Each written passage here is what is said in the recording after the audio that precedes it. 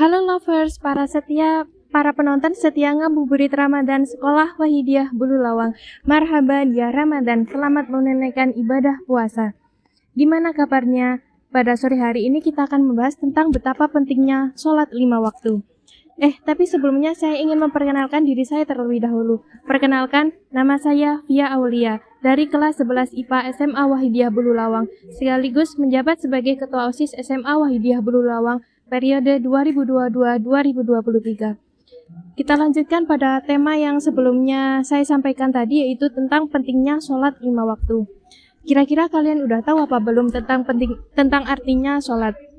Menurut bahasa, sholat artinya adalah berdoa. Dan secara istilah, sholat adalah suatu perbuatan sekaligus perkataan yang diawali dengan salam dan diakhiri dengan takbir dan diakhiri dengan salam.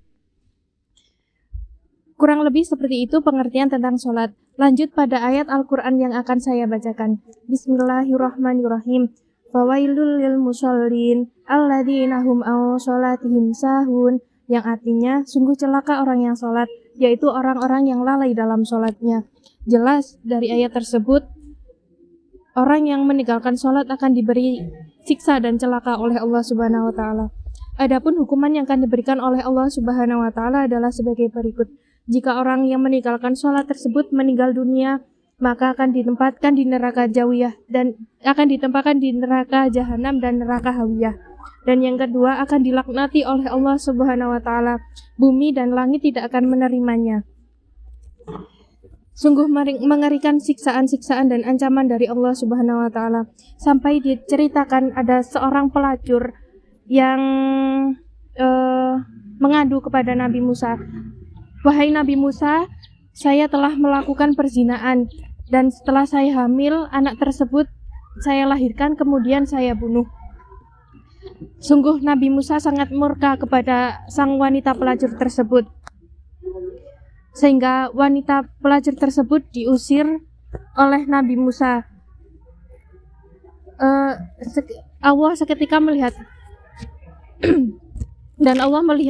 dan ketika Allah melihat kejadian tersebut, Allah langsung menugaskan malaikat Jibril untuk menegur Nabi Musa. Hai Nabi Musa, kenapa orang yang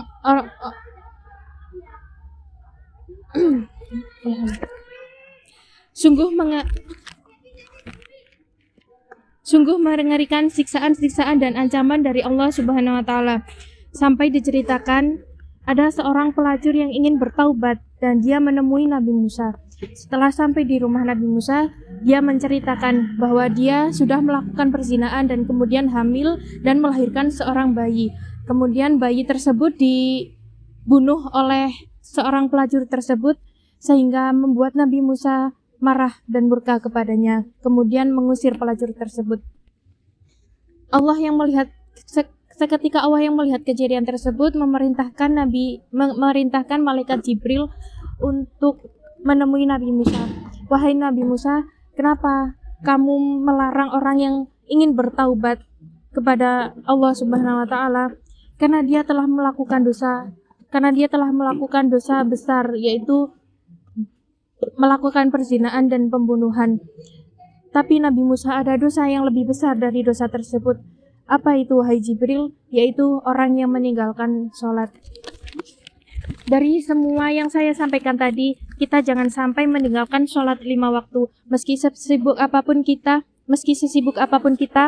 jika sudah waktunya sholat, maka kita harus melaksanakannya. Karena sebaik-baik amal seseorang percuma jika sholatnya belum sempurna. Maka jangan harap kamu akan masuk surga. Sekian, sepatah dua patah kata dari saya. Apabila ada kesalahan atau kurang tepatnya saya dalam penyampaian, saya mohon maaf yang sebesar-besarnya.